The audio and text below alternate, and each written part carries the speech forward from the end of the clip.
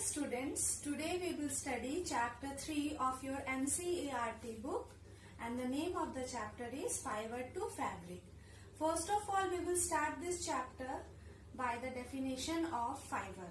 What are fibers? Fibers are long, flexible, thin thread-like structure. They are used to make yarns. Again, one question arises that what are yarns? Yarns are thread which are used for knitting. Now children, we will come to the next section, that is classification of fiber. Now based on the origin, fibers are classified into two groups. First one is natural fiber and the second one is synthetic fiber. We can also call this man-made fiber.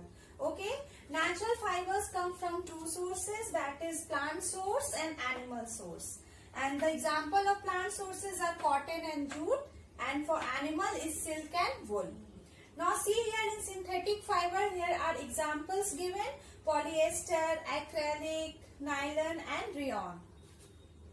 Students, first we discuss about plant sources. Plant fibers, as the name suggests, it is the fibers which obtain from plants. Here are two examples, cotton and jute.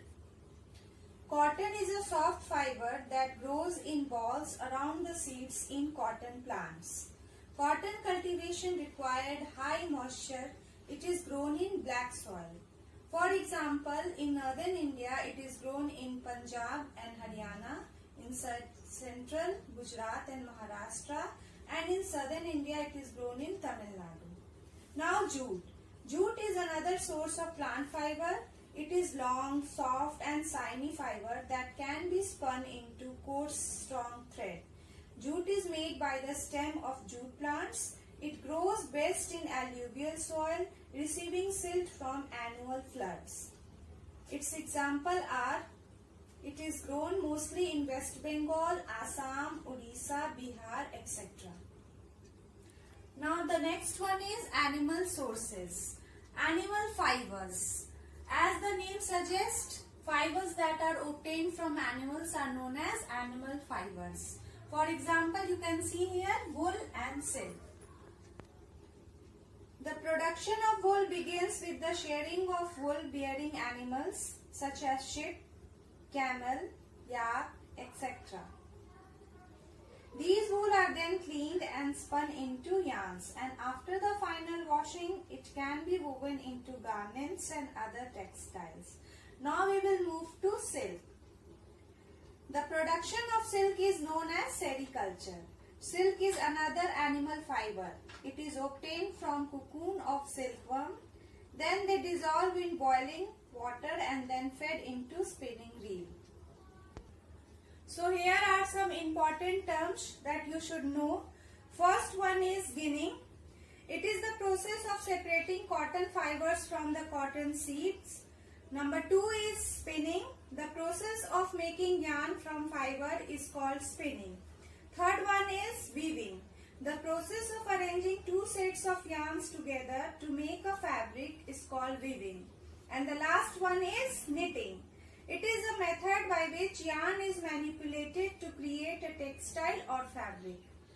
Now we will move to synthetic fibers. Synthetic fibers are also known as man-made fibers. Synthetic fibers definitions we can say like this: synthetic fibers are fibers made by humans through chemical process. Synthetic fibers are actually plastic made from chemicals that are obtained mostly from petroleum. These plastic is first heated to melt it, then it is forced through a device called spinneret, which has fine holes. The long thread that emerge from the holes are allowed to cool and solidify. Several of these threads are twisted together to make yarn, which is then used to make synthetic clothes. Some examples of synthetic fibers are polyester, nylon, rayon, acrylic, etc.